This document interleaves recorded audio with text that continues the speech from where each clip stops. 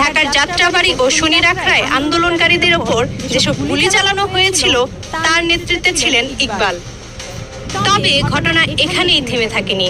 গণমাধ্যম সূত্রে জানা গেছে, ভিডিওতে দেখা স্বরাষ্ট্রমন্ত্রীর তৎকালীন পিএস মোহাম্মদ আলমগীর হোসেন ঘটনার পর 6 মাস নিখোঁজ থাকলেও নিয়মিত বেতন তুলেছেন।